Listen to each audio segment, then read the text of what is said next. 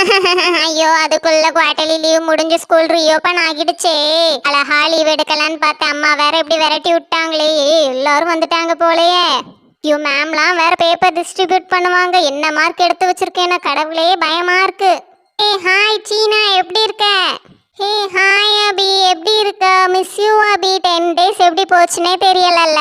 சரி, இந்த குவார்டர்லி லீவுக்கு எங்கெல்லாம் போன நீ? உன் லீவ் எப்படி போச்சுடி?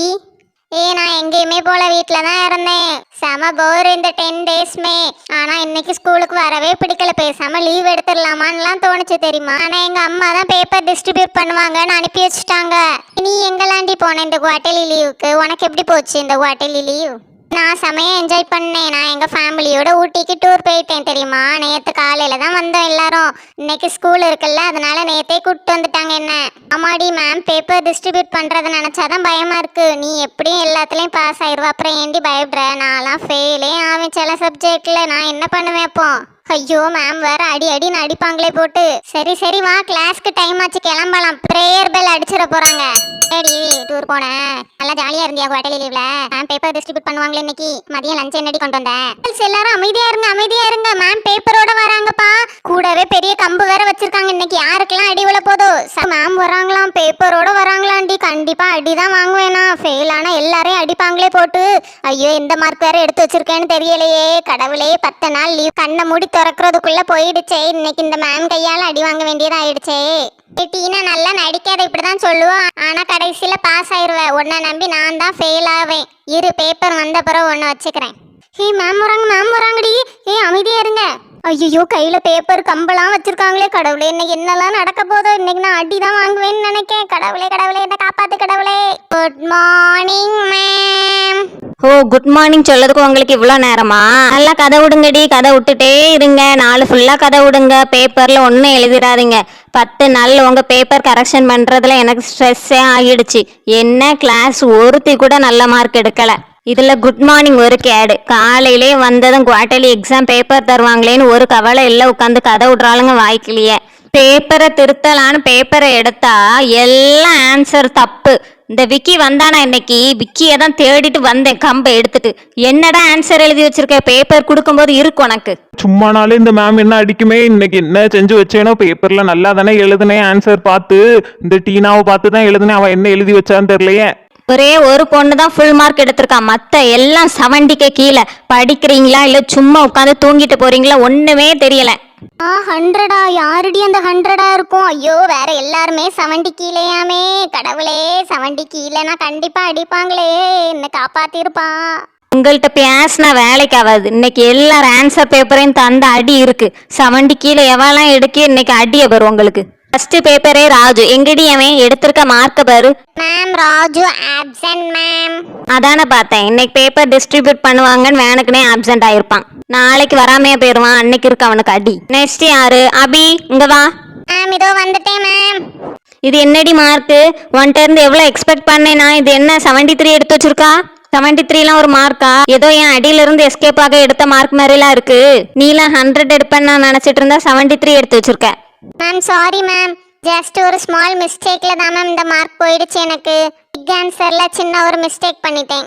வாயை மூடு அபி. மிஸ்டேக் பண்ணிட்டேன்னு என்கிட்டே வந்து எக்ஸ்கியூஸ் கேட்குறியா? இந்த பேப்பரை எடுத்துட்டு போ. நெக்ஸ்ட் டைம் 100 எக்ஸ்பெக்ட் பண்ணுவேனா? ஓகே மேம், நெக்ஸ்ட் டைம் கண்டிப்பா சென்டம் தான் மேம் எடுப்பேன். நெக்ஸ்ட் பேப்பர் தான் உண்மையிலே என்ன சாட்டிஸ்ஃபை பண்ண பேப்பர்.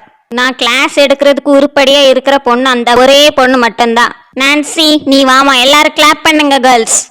எல்லாம் ஒண்ணுக்கும் ஆகாது. 50க்கு கீழே முட்டை இதெல்லாம் ஒரு மார்க்கா? இந்த மார்க் எடுக்கிறதுக்கு தான் ஸ்கூலுக்கு வரீங்களா? நான்சி மட்டும் தான் 100 எடுத்திருக்கா. Ma'am thank you ma'am. நல்லா சத்தமா கை தட்டுங்க. இந்த மார்க் எடுத்துட்டு கை தட்டதுக்கு யோசிக்கீங்களா? அவளை மாதிரி மார்க் எடுக்கணும் அடுத்த தடக்க எல்லாரும். Thank you all, thank you so much.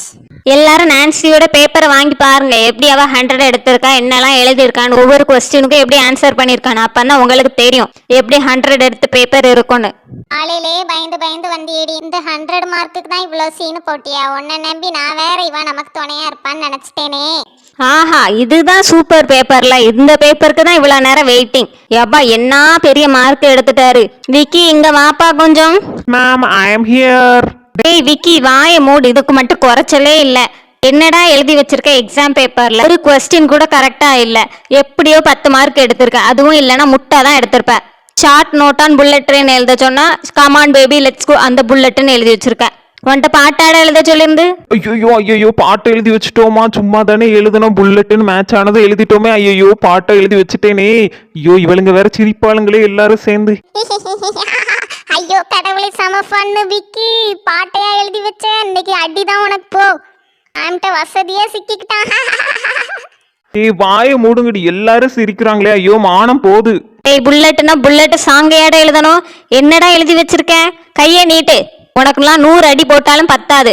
நாளைக்கே உன் பேரண்ட்ஸை நான் பார்க்கணும். 2 பேரும் வரணும். அம்மாவும் வரணும், அப்பாவும் வரணும். அவங்கள்ட்ட நான் பாடி காட்டுறேன். சரியா? நீ எழுதியிருக்கத. சாரி மேம், நான் ஷார்ட் நோட் ஆன் புல்லட்னு படிச்ச ஆன்சரை தான் மேம் எழுதுனேன். எப்படி மாற்றி எழுதுனேன்னு எனக்கே தெரியாது மேம். நீங்கள் வேற யார் பேப்பரு என்னன்னு நினச்சி திட்டிகிட்டு இருக்கீங்கன்னு நினைக்கிறேன்.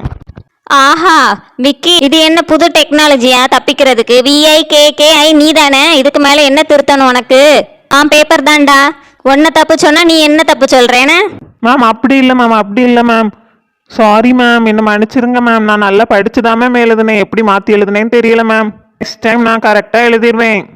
நெக்ஸ்ட் டைம் என்ன எழுதுவ? அப்போ என்ன ட்ரெண்டிங்கில் இருக்கோ அதை எழுதி வைப்பேன். கையை நீட்டு நல்ல மொழியிலே போட்டால் தான் நெக்ஸ்ட் டைம் படித்ததை எழுதுவேன். இல்லைன்னா இப்படி தான் உனக்கு பாட்டு எழுத தோணும். ஆஹா வலிக்குது. டேய் அடிக்கவே இல்லை, அதுக்குள்ளே எதுக்குடா கத்துற? அம்மா அப்பா. இதெல்லாம் அந்த பாட்டை எழுதுறதுக்கு முன்னாடி யோசிக்கணும். கமான் பேபி லெட்ஸ் கோ அந்த புல்லட்டான் அந்த வேலை பாடிக்கலாம் டுயட்டான். வா உங்க அம்மா அப்பாட்ட நாளைக்கு இருக்கு உனக்கு. பிடிச்ச பாட்டை டெய்லியும் கேட்டு பேப்பர்ல எழுதி வச்சுட்டேனே. நாளைக்கு அம்மா அப்பாவுக்கு தெரிஞ்சுன்னா என்ன கொன்னே விடுவாங்களே. யாருமா அது? டீனா வா. விக்கியாவது ஏதோ ஒரு ஆன்சர் எழுதியிருந்தான். ஆனா நீ எழுதியிருக்கிறது ஒன்றும் புரியல. நான் எடுத்த கொஸ்டின் பேப்பரே அப்படியே ஆன்சர்ல எழுதி வச்சிருக்கேன். என்னடி பழக்கம் இது? கொஸ்டின் அப்படியே ஆன்சர்ல எழுதுறது. அப்படி எழுதுனா மார்க் வாங்கி பாஸ் ஆகிடலான்ட்டா? மேம் நான் படிச்ச ஆன்சர் தான் மேம் அது. எல்லா கொஸ்டினுக்குமே கரெக்டா ஆன்சர் எழுதிருப்பேனே மேம். டீனா நீ விக்கிக்கு பக்கத்து வீடு. அவன் ஒரு பொய் சொன்னா நீ அதுக்கு மேல பெரிய பொய்யா சொல்ற. கரெக்ட் பண்ண டீச்சருக்கு தெரியாதா? கொஸ்டின் பேப்பர்ல இருக்கிறத அப்படியே ஜெராக்ஸ் எடுத்து வச்சிருக்கேன். ஒண்ணுமே படிக்கல. தான் எடுத்திருக்கேன்னா நான் ஏதோ அங்கங்க ஒவ்வொரு மார்க் போட்டு 25 மார்க் கொண்டு வந்திருக்கேன். இந்த பேப்பரை கொண்டு போ. ஓகே மேம், நெக்ஸ்ட் டைம் நல்லா படிக்கிறேன். இங்க வா, நில்லு. 25 தானே எடுத்திருக்கேன். வந்து அடியை வாங்கிட்டு போ. கடவுளே, மேமுக்கு ஞாபகம் வந்துடுச்சு. எஸ்கேப் ஆகிடலாம். அப்படியே போனேனே. ஐயோ போச்சு. இன்னைக்கு அடி உண்டு நமக்கு. அப்போ நல்லா கையை நீட்டு. கையை மடக்கி வைக்கிறது. வேற எங்கேயும் அடிபட்டுற போது.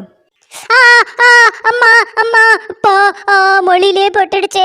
வலிக்குது. கடவுளே, இந்த மேம் எப்படி போட்டு அடிக்காவ? நெக்ஸ்ட் டைம் பாஸ் ஆகலன்னா இதுக்கு மேல அடி உண்டு. Nancy come here. மேம் இதோ வந்துட்டேன். இந்தாம்மா வேற சப்ஜெக்ட் பேப்பர்ஸ்லாம் இதுல இருக்கு. எல்லாருக்கும் டிஸ்ட்ரிபியூட் பண்ணிடு. சரியா? ஓகே மேம், நானே எல்லாருக்கும் டிஸ்ட்ரிபியூட் பண்ணிடுறேன். ஸ்டூடெண்ட்ஸ் நாளைக்கு பேரண்ட்ஸ் டீச்சர்ஸ் மீட்டிங் இருக்கும்னு நினைக்கிறேன். எல்லாரும் பேரண்ட்ஸை கூப்பிட்டு வந்துருங்க. சரியா? விக்கி மீட்டிங் இல்லைனாலும் நீ கூப்பிட்டு வரணும் கண்டிப்பா.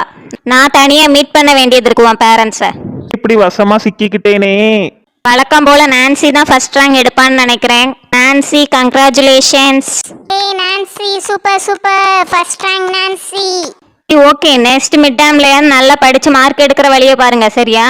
பேப்பர்ஸ் எல்லாம் பத்திரமா வச்சுக்கோங்க. அப்புறமா வந்து கலெக்ட் பண்ணுவேன். Okay ma'am, by ma'am.